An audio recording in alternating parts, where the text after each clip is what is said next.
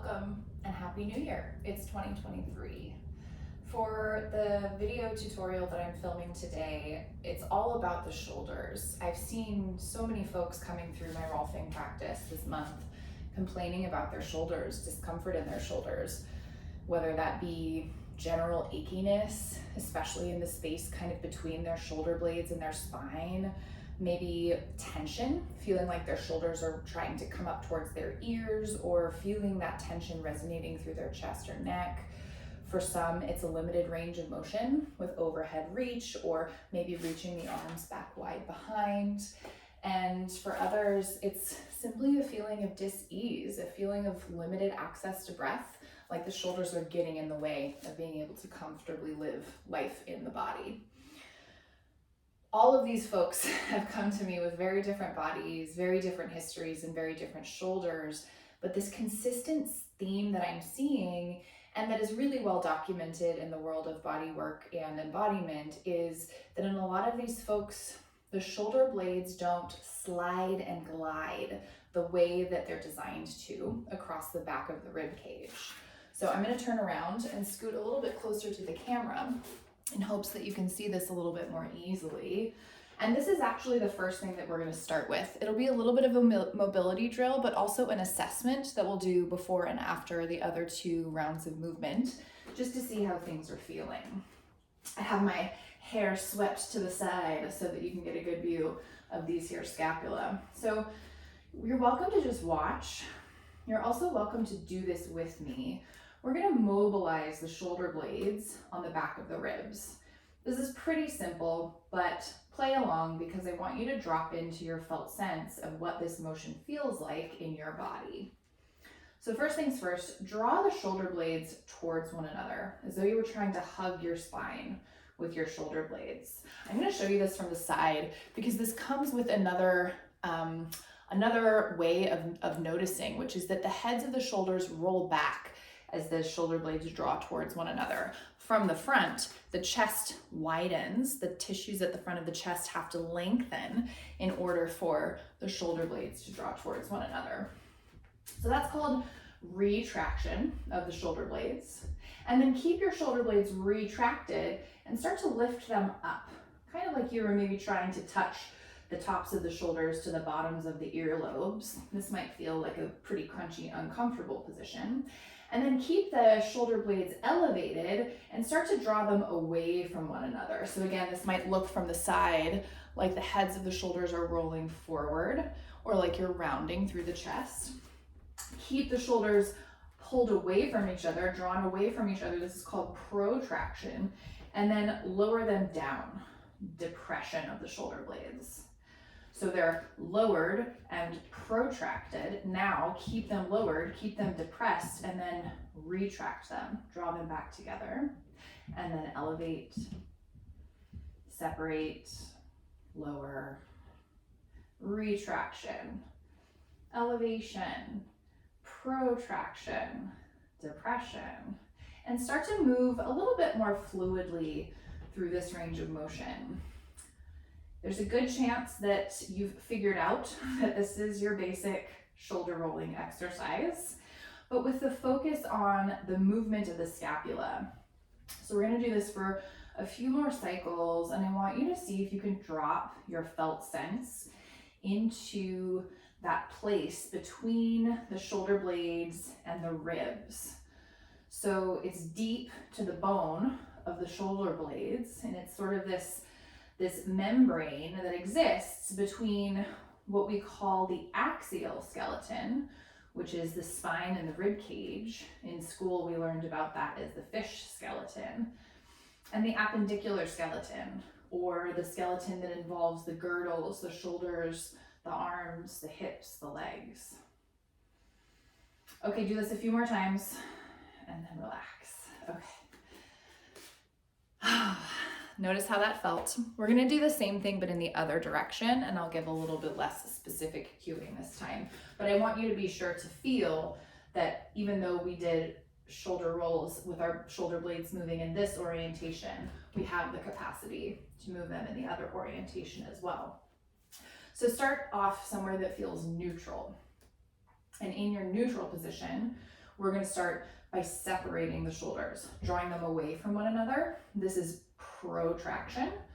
The heads of the shoulders rolling forward. It might feel a little bit like you're rounding through the upper back or upper chest. And then keep the shoulders protracted and elevate. Good. This might feel even more awkward than elevating with your shoulders retracted. So let's do that next. Keep the shoulders elevated and then retract the shoulder blades like you're drawing them towards one another, hugging the spine. And then you're lowering them down. So drawing the shoulder blades down as they stay retracted. Widening as they're lowered, lifting as they're widened, drawing them together as they're lifted, drawing down as they're drawn together.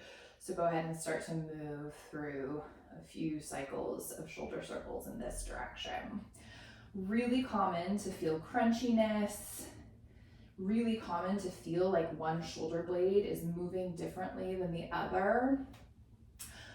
Also, unfortunately, really common to maybe start to feel some cramping or exhaustion of these sweet little muscles that aren't likely getting this range of motion on a regular basis, aren't likely getting this load or this task on a regular basis. So if you start to cramp, you can back off. And we'll just take maybe 3 more rounds of this. Feeling all of the ways that the shoulder blades can glide and slide along the backs of the ribs. And then you can relax and shake it out. Okay, baseline has been established. We're gonna do 2 movements, one of them at the wall and one of them on the floor with a foam roller. If you have a foam roller that's half the length of this, it seems to me that most foam rollers are either this long length, which was standard protocol when I was a collegiate athlete, but now it seems like a lot of them are also about half this length. If yours is a shorty, I would recommend also grabbing a couple of yoga blocks. And if you don't have yoga blocks, you could grab a couple of thick books that are like almost the height of the end of your foam roller. That would be helpful for what we're about to do. But first to the wall. I'm gonna show you from the side. I've set up with my side wall available to me here, handy dandy side wall. Set up so that your heels are a little bit forward of the wall space. Mine are like 1.5 feet forward of the wall space. And then let the back of the pelvis rest back against the wall, and then let the upper torso rest back against the wall too. I'm looking in particular for 3 points at the back of the torso to be in contact with your wall. The back of the pelvis, the space between your shoulder blades. You could think of this as the upper back. You could think of this as the back of the heart space. You could think of this as the space between your 2 shoulder blades. Any of that language that works for you, hold on to it. And then I also want you to feel the back of your skull resting back against the wall. So go ahead and settle those 3 things back. Your feet can be forward any amount. You know, if they come too far forward, you might feel like you're doing a wall sit, and that's not what we're trying to do, though you're welcome to do that while we're also exploring some shoulder range of motion. So find the back of the skull, the upper back or that space between the 2 scapula resting back against the wall, and the back of the pelvis against the wall, okay? I'm gonna show you from the front what we're gonna do with the arms. You're going to bring your arms so that they're at about a 90-degree angle.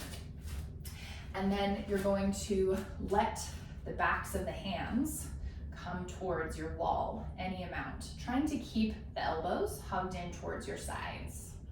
Yeah, so I'll show you again from the side because I don't want you to feel like this is something I can do very comfortably. This is about as close as my hand can get to the wall. But if as you started to bring the backs of the hands towards the wall, you felt the heart space lifting forward, said differently, if you felt the upper back or the space between the shoulder blades lifting away from the wall, back out a little bit. I want that upper back region to stay really firmly rooted against your wall space. See also if you can tune in to the portion of your shoulders that I'll call the upper outer portion of the back of the shoulders. So it's sort of this upper corner. And I want you to imagine that just like your hands resting back, the upper outer corner of your two shoulders is resting back too. Okay, back to the front. I'm doing a lot of bobbing and weaving, which I learned recently was a boxing term, which makes sense, I just didn't know. Okay, so backs of the hands reaching back, back of the heart, back of the pelvis, back of the head, reaching and resting back. The upper, outer backs of the shoulders reaching back. You're gonna start to bring the arms overhead like you were making the Y symbol in the YMCA song. Now I, at some point, have to bring my elbows away from the wall. I cannot keep my elbows against the wall and also keep my upper back against the wall. So I'm opting to keep the upper back and let the elbows float away. And then we're gonna simply come straight back down to our starting position, okay? Do this a few times. This is a challenge for your brain. We're asking for a lot of coordination here. We're asking for the shoulder blades and the shoulder girdle to move while the axial skeleton, while the skull, the spine, and the sacrum don't move. So the wall is anchoring us and giving us some practice in dissociating these two things. Notice if the two sides feel different. I'm going to show you from the side so that you can see that in fact my elbows have to come away from the wall about here in order to keep the back of the heart space resting against the wall. Do this like 6 to 10 times. And then we're going to graduate. Graduate to the foam roller. When you're done, you can just step your feet back towards the wall, stand up, and I'll walk you through our foam roller setup. So if you're like me and you have the long foam roller, you are likely able to lay your entire torso down along that foam roller. So I'll show you what I'm capable of. If you have a really long torso, your long foam roller still might not be long enough. But you can see that here, I've got the same 3 anchor points of my torso resting back against my foam roller as I did it resting back against the wall. I've got the back of my head, I've got the back of my heart, the space where my spine lives between my 2 scapula, my 2 shoulder blades, and I've got the back of my pelvis. If you need more length to your setup, if your foam roller is half-sized, or if your torso is simply too long to facilitate this with the foam roller, this is where your yoga blocks come into play. Also, I'm going to show you the dismount from this. It's my favorite. It feels like a seal rolling over to the side. You just get to tip over. Not the most graceful, but definitely the most fun. Okay, so if your foam roller is too short, you would take your blocks, and at some of the studios that I teach at, they have the shorty foam rollers, and I always ask people to set up blocks at both ends of their foam roller. In this case, your pelvis would rest on one block, your head would rest on the other block, and then your short foam roller would only have to exist in the space between the shoulder blades. So this is sort of the opposite extreme adaptation. And of course, if you're somewhere in between, maybe you only need 1 yoga block, maybe you don't need 2. And again, I'm saying yoga block, but a book like Harry Potter, book number 7 or something could be really helpful with that too. Okay, so I'm going to take the blocks away since my foam roller is appropriately long for my torso, and come back down and show you this progression of our movement, which, oh my gosh, can feel really nice. Can feel intense, but can feel really nice. Okay, so first things first, I want you to feel yourself resting back against your foam roller. And ideally, your feet and legs are doing enough work. Feet are planted on the mat. Your feet and legs are doing enough work so that your torso and your core doesn't feel like it has to do much stabilizing. Your arms ideally are also not needing to do much by way of stabilizing. From here, bend the elbows and then widen the hands so that the backs of the hands draw down towards the floor. We're doing that same motion. You're starting to reach the elbows wide and then sweep the fingertips into this Y position. As you sweep fingertips into the Y position, you want to keep the back of the heart space, that place between the scapula, resting back. And then you're bending back into your elbows. And the return is where you get a little bit of a massage between your two shoulder blades. Come all the way back down. Good. Do this like 6 to 10 times. It can feel really nice and expansive in the chest. If it feels too expansive, you can always bring a folded up blanket underneath your elbows or a pillow underneath your elbows. I made that amendment in a class that I taught last night. But again, the idea is you want to keep shifting the heart space back into the bolster so that your shoulder blades are moving against the ribs rather than the ribs and the shoulder blades moving together. That anchor point at the back of the heart space in the upper back region really helps us to ensure that that's happening. Okay, I'm on like number 5, but I've also been talking, so maybe you're moving faster than me. Again, if you're really enjoying this, take 6 to 10. I taught this in a class last night and people wanted to be here for like 5 minutes. So if there is a place that you find that feels super productive and like you just want to hang there, do it. That is a sign from your body that you have some interest and some curiosity to be satiated here.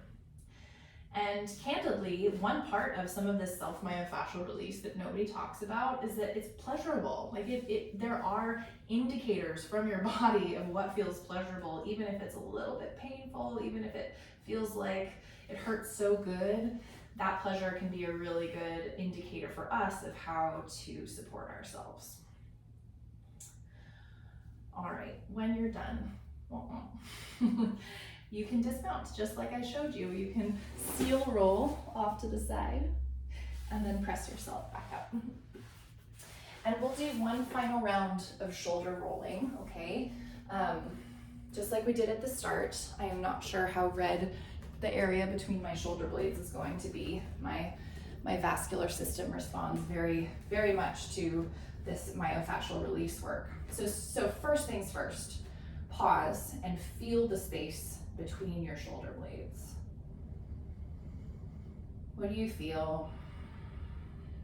Do you feel any difference in the temperature there? Maybe a sensation of vibrating or crackling or brightness? Maybe none of that is true, and that's okay. We're just giving our brains an opportunity to experience a sensation in that space that's not achiness, that's not tension, and that neural recoordination, that re-education of the nervous system and the brain can be really helpful for keeping us out of some chronic pain patterns. Okay, take the shoulder rolls in any direction that works for you. Keeping your awareness in that place between the shoulder blades and the rib cage. How is it different now than it was when we started this work? And then go the other way.